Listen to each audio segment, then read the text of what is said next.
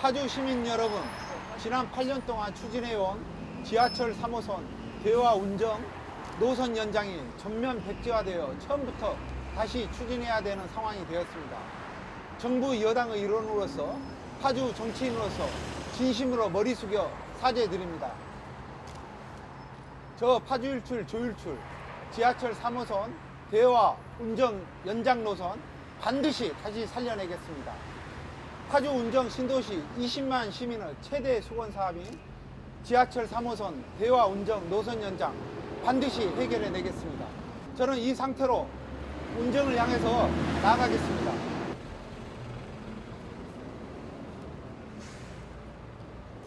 오늘 파주 일출 조일출의 첫 번째 정책 공약으로 백지화된 지하철 3호선 대화 운정 연장 노선 백지화된 사실에 대해서 파주 시민분들에게 이런 사실을 알려드리고 제가 앞장서서 다시 살려내겠다는 의지를 밝히고자 하는 것입니다.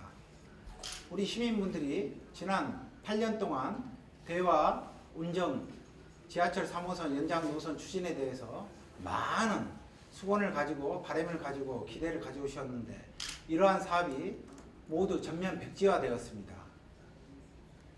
지난 2016년 제3차 국가철도계획망에 포함되었고 또 작년 2019년 1월에 예비 타당성 조사에서 아쉽게 면제 대상에서 탈락되었습니다.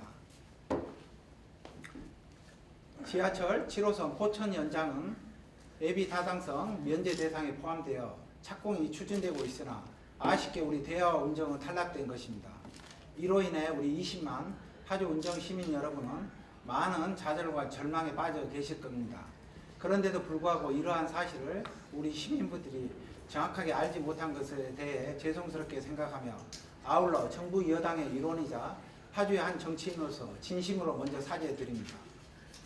향후 앞으로 우리 지하철 3호선 대화 운정 연장 노선 추진은 다음과 같습니다. 지난 11월에 경기도가 제4차 국가철도계획망 4차 사업에 신청을 한 상황입니다. 그래서 현재는 지금 처음부터 다시 사전 용역 조사가 실시되고 있는 상황입니다. 그리고 이러한 결과는 21년 4월에나 나올 예정입니다. 그리고 그 이후에 다시 예비 타당성 조사를 거쳐야 하는 겁니다. 지하철 3호선 연장 추진은 법적인 절차에 의하면 국토부 법에 의한 철도건설법에 의해서 국가철도계획망에 반드시 포함되어야 하고요. 2단계로는 기재부 소관 법안인 국가재정법에 의한 예비 타당성 검토를 거쳐야 하는 단계입니다.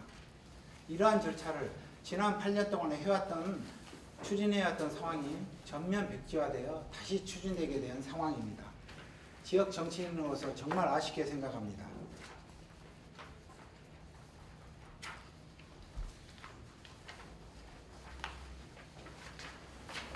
우리 지하철 3호선 대화 운정 연장 노선은 우리 계획에 의하면 한 7km 정도 됩니다. 그러나 실제로 대화역에서 이마트 사거리까지 직선거리를 온다면 한 3.5km 정도밖에 되지 않습니다. 그리고 예정된 사업비는 8,338억 원인데요. 이러한 부분들은 우리 국가 재정인 광역철도 계획망에 포함시켜 추진되고 기존에 했던 우리가 탈락됐을 때 기존에 했던 계획으로는 국가 재정이 70% 정도였습니다. 저는 이러한 부분들을 최소한 더 높게 끌어올려서 우리 파주시나 고양시의 재정 부담을 낮추고 중앙 재정으로서 거의 사업이 추진되도록 강력하게 노력하겠습니다. 우리 저 파주 일출 조일출 지난 20년 동안 대통령 직속기구, 중앙정부, 지방정부, 그리고 국회, 학계에서 쌓아온 치열한 정책 경험과 중앙인맥을 바탕으로 해서 20만 파주 운정 시민의 최대 수건 사업인 지하철 3호선 대화 운정 노선 연장을 강력하게 추진해 내겠습니다. 다시 살려내겠습니다. 파주 일출 조일출이 해내겠습니다. 감사합니다. 지금 현재 중앙 예정이 70% 정도 들어가는 것이 특례인데 그 비율을 더 높여주시겠다. 그렇습니다. 이게 원래 이제 철도를 우리가 건설할 때 크게 광역철도 계획에 포함시키는 게 있고요, 네. 도시철도 계획에 포함시키는 게 있습니다. 그리고 이 광역철도 계획에 포함시키는 게 바로 우리가 지금 다시 추진시키려고 하고 있는 제4차 국가철도 계획망입니다. 구축 계획망. 그리고 도시철도 계획이란 거는 지자체가 우리가 부담할 테니까 승인만 주세요라는 취지로 지자체 부담으로 추진되는 것입니다. 근데 저는 이거를 국가광역철도 계획망에 포함시켜서 우리 지자체의 부담이 거의 없도록 사업을 추진해 보겠다는 것입니다. 그리고 현실적으로 거리가 이 짧은 거리가 너무 좀 아쉽죠. 우리 20만이나 되는데 운정 신도시의 경제적 타당성 부분은 저는 이미 확실히 넘었다고 봅니다. 다만 이런 이제 고양시 서구와 가자동 덕이동 부분의 정치적인 이유들 때문에 추진이 상당히 지연됐던 부분이라고 저는 봅니다. 이러한 부분들은 우리 고양시 그리고 파주시뿐만 아니라 고양시의 정치인분들, 파주시의 정치인분들이 적극적으로 참여해서 우리 파주시의 발전뿐만 아니라 고양시 발전도 같이 병행할 수 있는 최선의 방안을 적극 모색해야 된다고 보고 파주일출 조일출이 앞장서겠습니다. 그 오전에 그 대화역에서 의견을 한다고 해서 하셨 걸로 알고 있는데 그 의미 좀 부여주십시오. 예, 그렇습니다. 우리 아쉽게 우리 파주는 대한민국 분단 국가를 상징하는 대표적인 도시입니다. 아시겠지만 임진각에 가면 중단된 우리 역 있지 않습니까? 철만은 달리고 싶다. 그런데 아쉽게 또 대화역에서 우리 파주로 오는 시작점이 또 아쉽게 중단되어 있습니다. 제가 오늘 아침 대화역을 방문한 이유는 그런 취지였습니다. 대화역으로부터 출발해서 운정, 거쳐서 교화, 욕심 같아서는 개성까지 달리는 그런 지하철을 놓고 싶습니다. 그런 취지에서 제가 강력한 저의 의지를 보이기 위해서 대화역에서 그렇게 시민들한테 저의 의지를 보여드렸던 것입니다. 기존의 그 1타 면제에서 탈락한 이유가 뭐라고 보십니까? 지하철 3호선 대화 운정 노선이 착공이 되기 위해서는 두 가지 조건을 거쳐야 됩니다. 말씀드린 대로 국가도시철도계획망에 포함이 돼야 되는 거고요. 2단계로는 우리 기재부의 예비 타당성 조사를 통과하거나 면제되어야 합니다. 그런데 우리 지하철 3호선 대화 운정 연장 노선의 경우는 작년 2019년 1월에 국무회의에서 예비 타당성 면제를 추진을 했었는데 아쉽게 탈락이 된 것입니다. 국무회의에서 예비 타당성 면제 대상이 되기 위해서는 첫째, 구체적인 사업계획이나 지역균형 발전이 전제돼야 되고요. 두 번째, 국무회의에서 논의가 돼서 면제 대상에 포함이 돼야지만 예비 타당성 면제가 되는 것입니다. 그런데 아쉽게 그러한 면제 대상에 국무회의 면제 대상에 오르지를 못하고 사전에 지자체 협의 요건이란 조건을 달고 아예 끼지도 이렇게 회의의 안건조차도 올라가지 못한 걸로 제가 알고 있습니다. 이러한 부분은 우리 가깝게 위치하고 있는 고양시 서구와 어떤 깊은 연관이 있다고 봅니다. 서구의 어떤 가자동하고 덕이동 부분 그리고 또 그런 부분에서 우리 20만 파주 운정 신도시 시민 부분이 희생된 부분이 없지 않았냐라고 말씀드리고자 합니다. 후보님께서는 그 집중을 교통하고 일자리 창출 네, 두 그렇습니다. 가지를 집중적으로 하셨는데 그렇게 특별히 여기에만 이렇게 보통 우리들의 민생이라는 것은 이것만 있는 게 아니잖아요. 물론 그렇습니다. 그런데 이것만을 이렇게 강조하신 특별한 이유가 있어요. 지역 발전을 위해서 가장 큰 핵심적인 내용이 교통하고 일자리 창출이기 때문에 그게 대표적인 공약이고요. 지금 질문하신 것처럼 소위 말해서 생활정치 우리 서민분들이 와닿는 그러한 세부적인 공약들도 있습니다. 예를 들자면 우리 광역버스나 우리 순환버스 그리고 장애인 저상분들에 대한 우리 버스 노선 그런 걸 좀 정리해 놓은 게 있어요. 지금 전이 중이고요. 네, 그거 순차적으로 나중에, 지금 발표할 나중에, 예정입니다. 얻을 수 있으면 좋겠어요. 예. 그리고 그러니까 오늘은 사실 그러니까 교통 문제 중에서도 특별히 그렇습니다. 3호선 연장이 안 된 거에 대한 어떤 해명 내지는 결의 뭐 그런 걸 그렇습니다.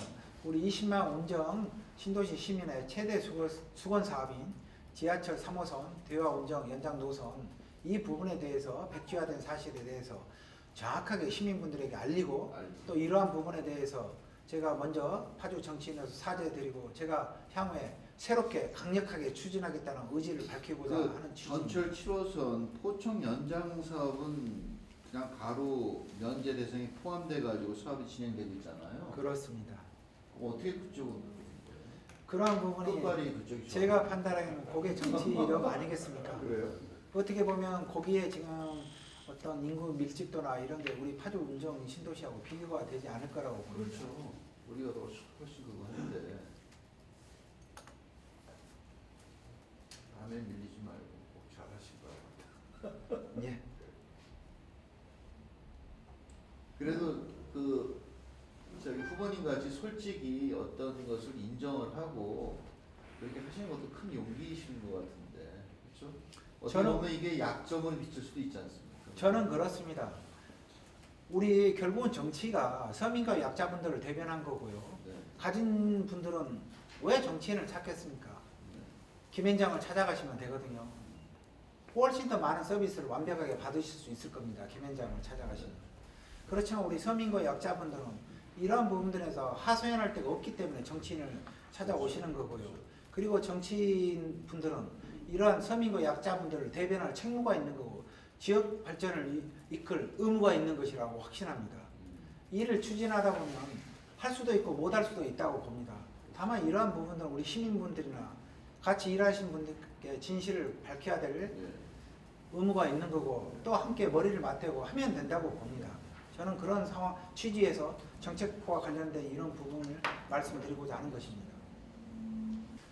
지금 그 추미애 장관님을 그때 모시고 계셨잖아요. 당대표 그 저기 총괄 부실장 지내셨고 했는데 추미애 이제 장관이 이제 실세까지는 아니래도 또 상당히 높은 포지션에 들어가셨는데 그분이 과연 선생님이 하시려는 그 일의 어떤 추진력에 도움이 될 거라고 보십니까? 아니면 그거하고 전혀 상관이 없습니까? 그런 관계가 조금 좀 이건 뭐 없어 레코드도 해도 되는데 그런 게 어떤 영향을 줄 수도 있다고 생각하십니까? 정치라는 게 어떻게 독불장군으로 가겠습니까? 예. 제 백그라운드는 추미애 장관님 맞습니다. 네. 그리고 전해철 의원님도 맞고요.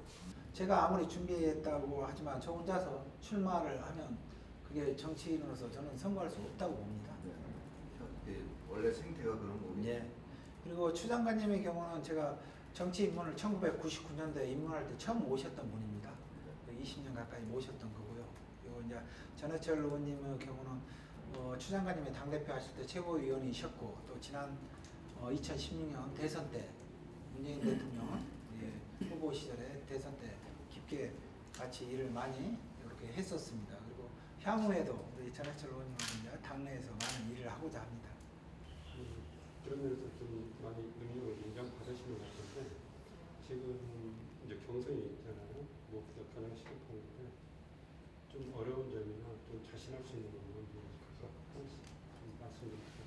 예. 잘 아시지만 2월 10일에서 한 중순경에 20일까지 중순경에 경선이 있을 예정입니다. 민주당 후보를 뽑는 경선입니다. 근데 이 경선은 권리당은 50%, 일반 시민 50%에서 뽑습니다. 권리당 경우는 작년 7월 30일자로 이미 마감을 시켰습니다.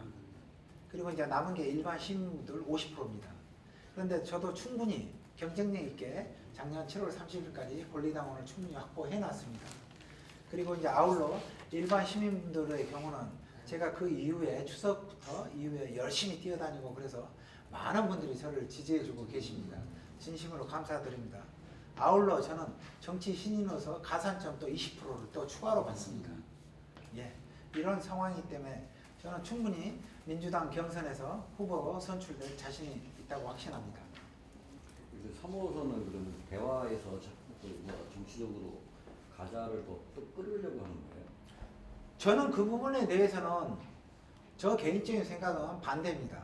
전철을 어떻게 집 앞까지 뺑뺑 돌릴 수는 없지 않습니까? 그런 얘기가 나와서 그러면 노선을 봐도 뭐 W자로 이렇게 형태로 된다고 하는데 이게 말도 안 되는 건데 근데 뭐 이제 어쨌든 뭐 정치적인 문제가 있어서 그게 또 그런 이야기가 나오고 하는 부분인데 뭐 혹시라도 뭐 진짜 그런 게 튀어나오게 되면 조 의원님은 뭐 어떻게 대처를 하시는 거예요?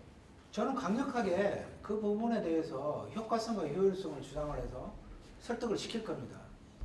대화역에서 여기 운정 이마트 사거리까지 불과 3.5km, 직선거리로 3.5km밖에 되지 않는데 이 노선을 가자동 거기 인구 제가 알기로는 한 2, 3만 명 정도밖에 안 되시는 걸로 알고 있습니다. 그리고 운정 신도시는 20만이 지금 넘거든요.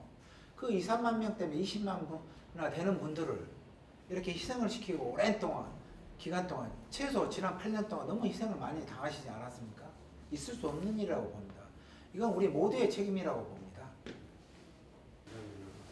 그런 생각은 안 해보시고 항공대 지금 질문하신 것처럼 이제 항공산업과 관련해서는 제가 사실 솔직히 이렇게 딱히 그거에 대해서 고민한 적은 없습니다. 근데 다만 지금 말씀하신 것처럼 우리 파주가 굉장히 발전할 수 있는 지리적인 위치나 모든 여건이 갖춰져 있다고 봅니다.